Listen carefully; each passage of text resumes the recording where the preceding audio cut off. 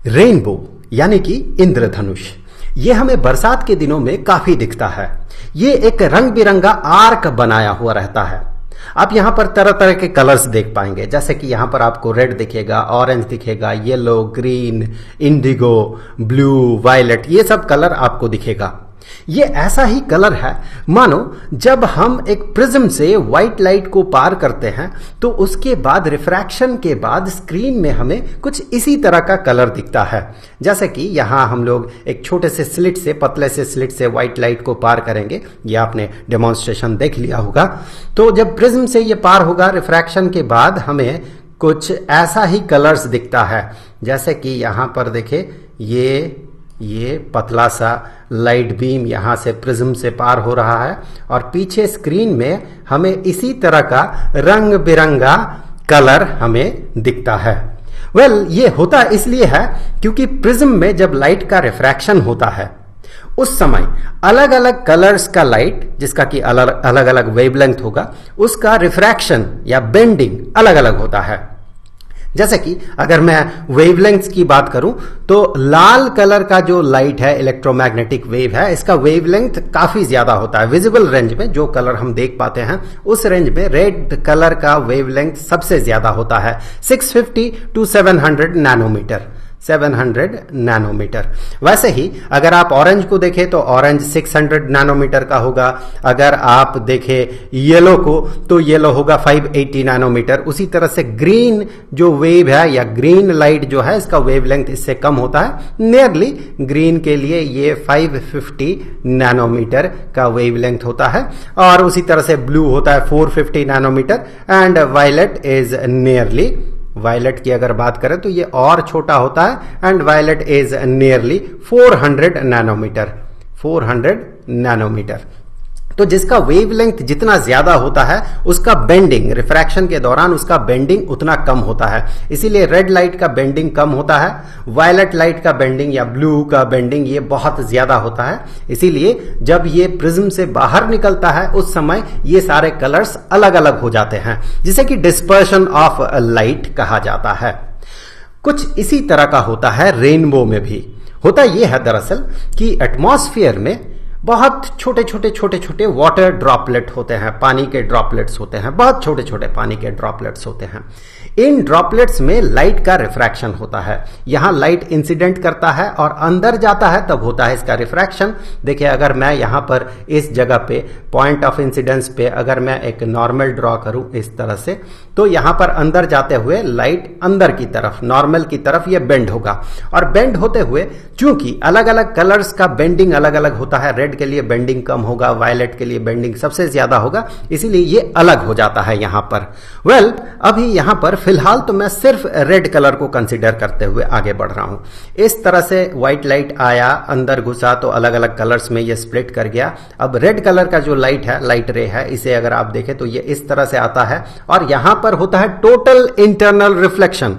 Denser medium से, optically denser medium से rarer medium में जाते हुए कभी कभार कंप्लीट रिफ्लेक्शन होता है, जिसे कि टोटल इंटरनल रिफ्लेक्शन कहा जाता है। उस पे बना हुआ जो शॉर्ट वीडियो है वो आप जरूर से देख लीजिएगा, उसका लिंक आपको डिस्क्रिप्शन बॉक्स में मिल जाएगा।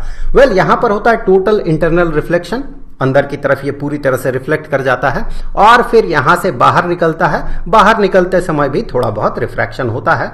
जैसे हमें पता है कि ऑप्टिकली डेंसर मीडियम से रेयरर मीडियम में जाते हुए ये बाहर की तरफ, नॉर्मल से बाहर की तरफ बेंड हो जाता है। तो ये रेड लाइट का इस तरह से रिफ्रैक्शन होगा, रिफ्रैक्शन होकर अंदर जाएगा, टोटल इंटरनल रिफ्लेक्शन होगा, फिर यहां से रिफ्रैक्शन होगा, फिर ये बाहर निकलेगा। उसी तरह से अगर आप वायलेट लाइट को देखें तो उसके साथ भी यही होगा, ये रिफ्रैक्ट करेगा, ज्यादा रिफ्रैक्ट करेगा, ज्यादा बेंडिंग होगा, फिर यहां से ये टोटल इंटरनल रिफ्लेक्शन होगा, फिर यहां से ये बेंड होके बाहर निकलेगा। उसी तरह से अगर आप बाकी कलर्स को देखें, ऑरेंज, येलो, ग्रीन, इनको देखें तो ये बीच में होगा कहीं पर, क्योंकि रेड मैक्सिमम रेंज में है, या वेवलेंथ की सेंस में अगर बात करें तो विजिबल रेंज में मैक्सिमम होता है रेड का वेवलेंथ और मिनिमम होता है वायलेट का वेवलेंथ। और बीच में बाकी जो कलर्स है जिसे हम देख पाते हैं, बाकी जो कलर्स है जैसे कि ऑरेंज, येलो, ग्रीन, ब्लू, इस तरह का कलर्स बीच में होता है। तो फिलहाल मैं एक कलर लेके चलता हूं, ग्रीन। ग्रीन इस तरह से बीचों बीच रहेगा कहीं पर, इसका भी टोटल इंटरनल रिफ्लेक्शन होगा और यहां से ये रिफ्रैक्ट होके बाहर निकलेगा। अभी देखिए ये जो रेड कलर है, रेड कलर का जो एमर्जेंट रे है, ये इंसिडेंट रे के साथ, ये इंसिडेंट रे है और ये रेड कलर का एमर्जेंट रे है। इन दोनों के बीच का जो एंगल होता है, ये एंगल होता है 42 डिग्री का। और वायलेट के साथ इंसिडेंट रे जो एंगल बनाता है, ये एंगल होता है 40.7 डिग्री का। तो ये आप फिलहाल याद रखें। और बीच में होता है बाकी कलर्स। अब देखिए यहां से आगे, ये दो ड्रॉपलेट्स हमने कंसीडर किया। दोनों ड्रॉपलेट्स में इसी तरह का जो घटना है ये होने वाला है। सबसे पहले ऊपर वाला ड्रॉपलेट से रेड भी निकला, वायलेट भी निकला और बाकी कलर्स भी निकला और हमारे आंखों तक रेड कलर पहुंचा। तो यहां पर हम क्या देखेंगे, इस जगह पे हम रेड देख पाएंगे, क्योंकि यहां से रेड कलर का लाइट ही, सिर्फ रेड कलर का लाइट ही हमारे आंखों तक पहुंच रहा है। इसीलिए हम इस पॉइंट में हम रेड कलर का परसेप्शन हम क्रिएट करेंगे। हमारा दिमाग यहां ऐसा परसेप्शन क्रिएट करेगा, हमें लगेगा ये रेड कलर का है। अब दूसरा जो ड्रॉपलेट है उसमें भी इसी तरह का कुछ होगा। अब इस केस में क्या हो रहा है देखें, इस केस में वायलेट कलर का लाइट यहां पर पहुंच रहा है, आंखों तक पहुंच रहा है, रेड कलर का लाइट आंखों तक नहीं पहुंच रहा। मतलब ये पॉइंट हमें वायलेट दिखेगा। तो ये कलर हमें वायलेट दिखेगा, या इस जगह पे हमें वायलेट कलर दिखेगा। अब देखिए जो रेनबो है, उस रेनबो में आप क्या पाते हैं, ऊपर की तरफ रेड कलर होता है और नीचे की तरफ वायलेट कलर होता है। ऐसा इसलिए होता है क्योंकि इन जगहों पे जो ड्रॉपलेट्स है, इन ड्रॉपलेट्स से जो लाइट का डिस्पर्शन हो रहा है या जो लाइट बाहर निकल रहा है, वहां सिर्फ रेड कलर ही हमारे आंखों तक पहुंच रहा है। और यहां पर जो ड्रॉपलेट्स है वहां से निकला हुआ सिर्फ वायलेट कलर ही हमारे आंखों तक पहुंच रहा है। और यहां से निकला हुआ येलो कलर हमारे आंखों तक पहुंच रहा है, यहां से निकला हुआ ब्लू कलर का लाइट हमारे आंखों तक पहुंच रहा है। इसीलिए रेनबो इतना कलरफुल दिखता है। अब अगले वीडियो में हम लोग एटमॉस्फेरिक रिफ्रैक्शन पे बात करेंगे, जहां हम देखेंगे तारों को हम टिमटिमाते हुए क्यों देखते हैं, और उसी तरह से और भी बहुत सारे चीजों पे हम बात करेंगे। तो उस वीडियो का लिंक आपको यहां पर स्क्रीन पे मिल जाएगा, यहां क्लिक करके आप उस वीडियो को देख सकते हैं। अब जाते जाते मैं आपको बता दूं कि इस चैप्टर के सारे वीडियोस का जो प्लेलिस्ट है उसका लिंक आपको नीचे डिस्क्रिप्शन बॉक्स में मिल जाएगा। तो मिलेंगे आपसे अगले वीडियो में, तब तक के लिए खुश रहें। Good bye.